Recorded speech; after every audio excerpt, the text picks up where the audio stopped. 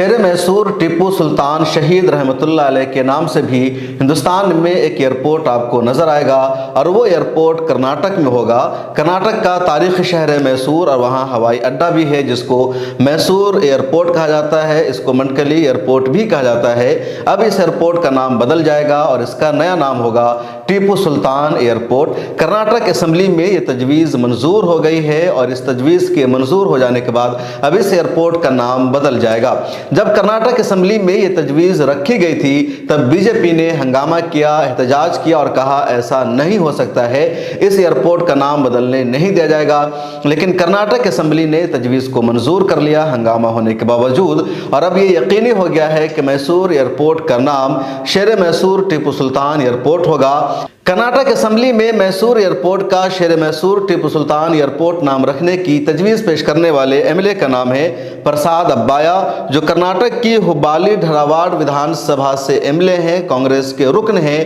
انہوں نے ہی میسور کے حوالے سے تجویز پیش کی کہ شیر میسور ٹیپو سلطان نے میسور سلطنت قائم کی تھی، ان کی خدمات ہے، ان کا کنٹریبیوشن ہے، وہ یہاں کے مشہور حکمراں تھے، انگریزوں کے خلاف انہوں نے جنگ کی اور ہندوستان کو غلامی سے بچانے کے لیے وہ سینہ سپر ہو کر لڑتے رہے، ڈٹے رہے، یہاں تک کہ وہ شہید ہو گئے۔ اس کے نام پر ایک ایئرپورٹ ہونا چاہیے۔ میسور سب سے زیادہ اس کے لیے ڈیزرو کرتا ہے کیونکہ میسور کو یا سلطنت میسور کو دنیا میں اگر جانا جاتا ہے، اس کی کوئی شناخت ہے، اس کی کوئی پہچان ہے تو وہ ہے 18ویں صدی کے سلطان یعنی شیر میسور ٹیپو سلطان رحمتہ اللہ علیہ، اس لیے ان کے نام سے اس ایئرپورٹ کو موسوم کیا جائے۔ اسمبلی نے اس تجویز کو منظور کر لیا ہے۔ حالانکہ پی ٹی آئی کی ایک رپورٹ یہ سامنے آئی ہے کہ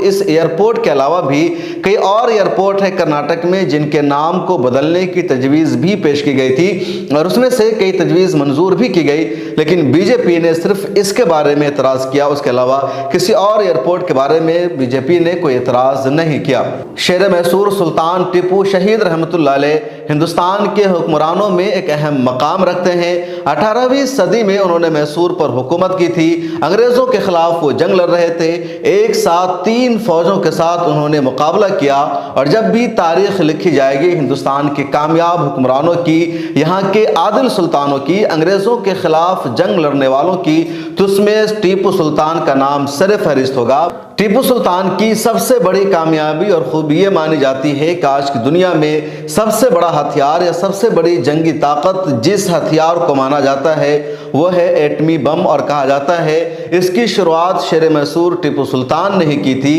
اس کے علاوہ میزائل کا ایجاد انہوں نے کیا تھا، دنیا کے کئی جدید ترین ہتھیاروں کے ایجاد کرنے والے ٹیپو سلطان ہیں۔ بہادری اور شجاعت میں ان کا کوئی ثانی نہیں تھا اور وہ سب کو ساتھ لے کر چلتے تھے، اسی وجہ سے تاریخ میں ان کا نام روشن ہے۔ دنیا بھر کے اہم لیڈروں میں وہ نمایاں طور پر جانے جاتے ہیں۔ ان کی خوبیوں پر، ان کے جنگی کمالات پر، ان کی حکمرانی کے اوصاف پر دنیا بھر میں ریسرچ ہوا ہے، کتابیں لکھی گئی ہے، لیکن بی جے پی کو ان کی خوبیاں کبھی برداشت نہیں ہوئی۔ بی جے پی نے ہمیشہ تاریخ سے مٹانے کی کوشش کی، ٹیپو سلطان کو ان کو ہٹانے کی کوشش کی، نصاب سے ہٹا دیا، لیکن کانگریس اب کوشش کر رہی ہے ان چیزوں پر قابو پانے کی، تاریخ میں دوبارہ ان کو شامل کرنے کی، اور بی جے پی نے جس طرح ٹیپو سلطان کو بدنام کیا ہے، ان کے تعلق سے غلط افواہ پھیلایا ہے، کانگریس کی یہ کوشش ہو رہی ہے کہ سب چیزوں کو بہتر کیا جائے، نارمل کیا جائے، کیونکہ کرناٹک کی عوام شیر میسور ٹیپو سلطان سے محبت کرتی ہے، ان کو اپنا ہیرو مانتی ہے،